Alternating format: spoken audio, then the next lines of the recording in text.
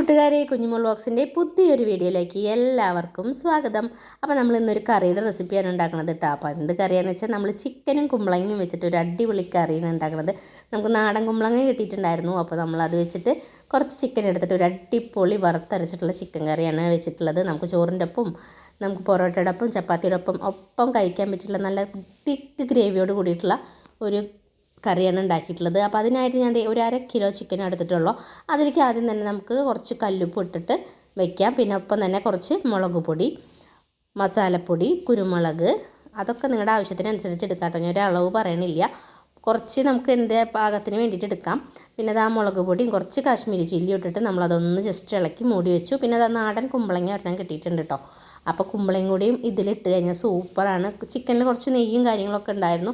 അപ്പോൾ ഞാൻ കുറച്ച് പകുതി കുമ്പളങ്ങ എടുത്ത് ജസ്റ്റ് പീസാക്കി എടുക്കുക. അപ്പോൾ ശരിക്കും നെയ്യും ഒക്കെ കൂടി ഈ കുമ്പളങ്ങയിൽ പിടിക്കുമ്പോൾ നല്ല ടേസ്റ്റാണ് കേട്ടോ. അപ്പോൾ ഞാൻ കണ്ട നല്ല നൂറുള്ള കുമ്പളങ്ങയായിരുന്നു. അപ്പോൾ അത് നന്നായി കഴുകി വൃത്തിയാക്കി കഷ്ണങ്ങളാക്കിയിട്ട് വരാം. എന്നിട്ട് നമ്മുടെ ചിക്കനിലേക്ക് നമുക്ക് ഇട്ട് കൊടുത്തിട്ട് നന്നായിട്ട് നമ്മുടെ മസാലയും എല്ലാം കൂട്ടിയിട്ട് നമുക്ക് കൈ കൊണ്ട് തന്നെ നന്നായി ഇളക്കി അങ്ങോട്ട് കൂട്ടി പരട്ടി വെക്കണം കേട്ടോ. അപ്പോൾ ഞാൻ എല്ലാ കുമ്പളങ്ങയും നന്നായിട്ട് ഒരു മീഡിയം ടൈപ്പിൽ വലിപ്പത്തിലാണ് കേട്ടോ കഷ്ണങ്ങളാക്കി എടുത്തിരുന്നത്. അപ്പോൾ എല്ലാം ഞാൻ കഷ്ണങ്ങളാക്കിയിട്ട് നമുക്കൊന്നും എല്ലാം കൂടി കൂട്ടി ഇളക്കിയിട്ട് നമുക്കിത് കുക്കറിലാണ് ഞാൻ വേവിക്കുന്നത് കേട്ടോ. ഒരൊറ്റയടിക്ക് കുക്കറിൽ വേവിക്കുന്നത്.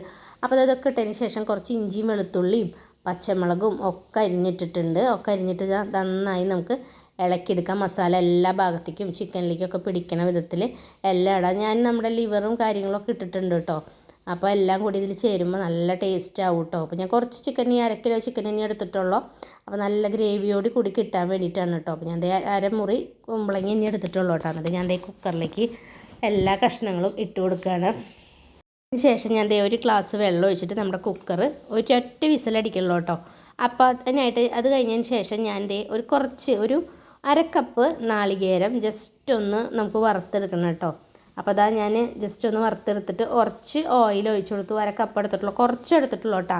നമ്മുടെ ഓയിലിൽ ഒന്ന് ജസ്റ്റ് ഒന്ന് ഒരു ചുമന്ന കളറില്ലേ ആ പാകത്തിന് ആക്കിയിട്ട് ഒന്ന് വറുത്ത് കൊടുക്കണം. വറുത്ത് കൊടുക്കുമ്പോൾ ഞാൻ കുറച്ച് പെരിഞ്ചീരകം ഇട്ട് കൊടുത്തിട്ടുണ്ട്. പിന്നെ ഇട്ട് കൊടുത്തിട്ടുള്ളത് നമ്മുടെ പട്ട, അങ്ങനത്തെ കുറച്ച് ചില്ലറ ഒരു 3 ഗ്രാമ്പൂ അങ്ങനത്തെ സാധനങ്ങൾ കുറച്ച് ഇട്ട് കൊടുത്തിട്ടുണ്ട് കേട്ടോ. അപ്പോൾ അതൊക്കെ കൂടിയിട്ട് നല്ലോണം ഒരു കളർ മാറണ വരെ ഒന്ന് ജസ്റ്റ് ഒന്ന് വാട്ടി കൊടുക്കുകയാണ് കേട്ടോ. ഇതിൽ പിന്നെ നമ്മുടെ നാളികേരമൊക്കെ മൂത്ത് വരുന്നതിന് മുന്നേ ആയിട്ട് നമുക്ക് കറിവേപ്പില കുറച്ച് ഇട്ട് കൊടുക്കാം. കറിവേപ്പില ഇട്ടതിന് ശേഷം നമുക്കിത് കണ്ട ഈ ഒരു കളറായിട്ടുണ്ട് കേട്ടോ. കളറായതിന് ശേഷം വേണം നമുക്ക് നമ്മുടെ മസാലകളൊക്കെ ഒന്ന് ചേർത്ത് കൊടുക്കാൻ വേണ്ടിയിട്ട് കേട്ടോ. അപ്പോൾ ഞാൻ എല്ലാം കൂടിയിട്ട് നന്നായി ഇളക്കിയെടുക്കട്ടെ.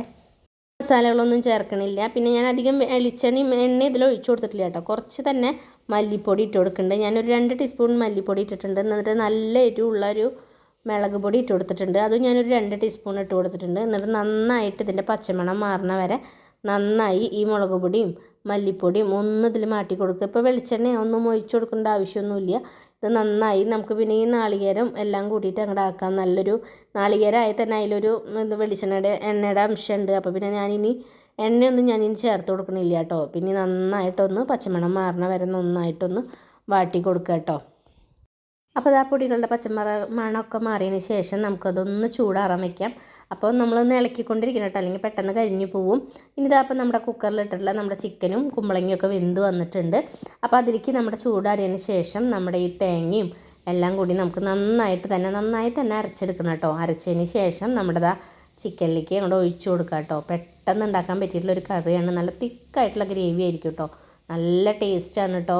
അപ്പോൾ നമ്മൾ അധികം ചിക്കനൊന്നും ഇല്ല, അതുപോലത്തെ കുറച്ച് ചിക്കനൊക്കെ ആകുമ്പോൾ നമുക്ക് ഇതുപോലെയൊക്കെ വെച്ച് കഴിഞ്ഞാൽ നല്ല ടേസ്റ്റാണ്. നമുക്ക് ചോറിൻ്റെ ഒപ്പവും പലഹാരത്തിൻ്റെ ഒപ്പമൊക്കെ കഴിക്കാൻ പറ്റിയിട്ടുള്ള ഒരു അടിപൊളി ഗ്രേവിയാണ് കേട്ടോ. പിന്നെ നമുക്കിതൊന്ന് കാച്ചി കൊടുക്കണം. കാച്ചി കൊടുക്കാൻ ചുവന്നുള്ളി ഉണ്ടെങ്കിൽ ചുവന്നുള്ളി എടുക്കാം. അപ്പോൾ ചുവന്നുള്ളി ഇവിടെ ഉണ്ടായിരുന്നില്ല. അപ്പോൾ ഞാൻ ഒരു അര സബോള എടുത്തിട്ട് അതൊന്ന് ജസ്റ്റ് ഒന്ന് വാട്ടി കൊടുക്കുകയാണ്. കുറച്ച് വേപ്പില ഇട്ട് കൊടുത്തു. അപ്പോൾ ഇപ്പോൾ വേണമെങ്കിൽ ഇഞ്ചിയും വെളുത്തുള്ളിയൊക്കെ ഇടണമെങ്കിൽ നിങ്ങൾക്ക് ഇടാം കേട്ടോ. അപ്പോൾ ഞാൻ മുന്നേ ഇട്ട കാരണം ഇപ്പോൾ ഒന്നും ഇട്ട് കൊടുത്തിട്ടില്ല. നമ്മുടെ വേപ്പലയും സബോളയും മാത്രമാണ്. ചുവന്നുള്ളി ഉണ്ടെങ്കിൽ ചുവന്നുള്ളി തോനെടുത്തിട്ട് ഇതുപോലെ വാട്ടിയിട്ട് നമ്മുടെ ഈ കറി ഒഴിച്ചു കൊടുക്കുകയാണെങ്കിൽ സൂപ്പറാണ് കേട്ടോ. അപ്പോൾ അതൊന്ന് ജസ്റ്റ് ഒന്ന് കളർ മാറിയതിന് ശേഷം നമ്മുടെ ചിക്കനും അതൊക്കെ ആയിട്ടുള്ള കുക്കറിലുള്ള സംഭവം ഞാൻ ഇതിലേക്ക് ഒഴിച്ചു കൊടുത്തു. ഇനി ഒന്ന് നന്നായി തിളയ്ക്കുക, ഉപ്പുണ്ടോ നോക്കുക, അത്രയേ ഉള്ളൂ. പെട്ടെന്ന് ഉണ്ടാക്കാൻ പറ്റിയിട്ടുള്ളൊരു കറിയാണ് കേട്ടോ. അപ്പോൾ അടിപൊളിയായിരുന്നു കേട്ടോ. നല്ല ടേസ്റ്റുള്ള കറിയായിരുന്നു. ചോറിൻ്റെ ഒപ്പം നല്ല പൊറോട്ടയുടെ ഒപ്പം കഴിക്കാൻ പറ്റില്ല അടിപൊളി കറിയാണ്. അപ്പോൾ എല്ലാവരും ട്രൈ ചെയ്ത് നോക്കണം. അപ്പോൾ എൻ്റെ വീഡിയോ അതിൻ്റെ PR വീഡിയോ നിങ്ങൾക്ക് ഇഷ്ടമായെങ്കിൽ ചെയ്യാനും സബ്സ്ക്രൈബ് ചെയ്യാനും കമൻറ്റ് ചെയ്യാനും ഷെയർ ചെയ്യാനും മറക്കരുത്. അപ്പോൾ അടുത്തൊരു ദിവസം പുതിയൊരു വീഡിയോ ആയിട്ട് വരാം. അതുവരേക്കും എൻ്റെ എല്ലാ കൂട്ടുകാർക്കും ടാറ്റ ബൈ ബൈ.